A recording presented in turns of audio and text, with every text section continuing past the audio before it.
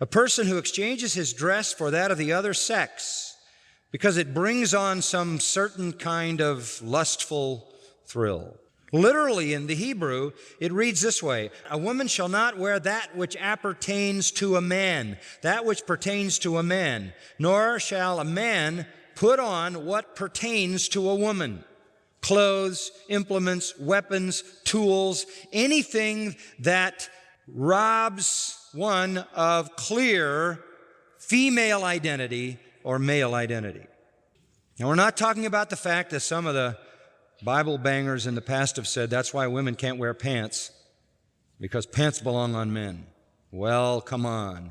In the Old Testament, everybody wore skirts. That's not what we're talking about, but men had robes that looked like men's robes, and women had robes that looked like women's robes. Men were to be men, women were to be women.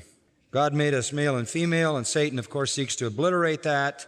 Throughout the history of false religions, that is obliterated. The ancient writer Maimonides, whom I mentioned this morning, also says that a man dressed in fancy women's clothes would often come and worship Venus and Ashtaroth. And by the way, typically the Greek gods were either male or female. So a man dressed in fancy women's clothes would often come and worship Venus, says Maimonides, and Ashtaroth. And women dressed in men's armor would come to honor the god of war, Mars. Very typical in ancient religions. The satanic success in causing people to blur the male and female distinction. There's nothing new about drag queens, nothing new about female impersonators, nothing new about women dressing to look like men and men dressing to look like women, sometimes in public and perhaps more often in private. It is a perversion.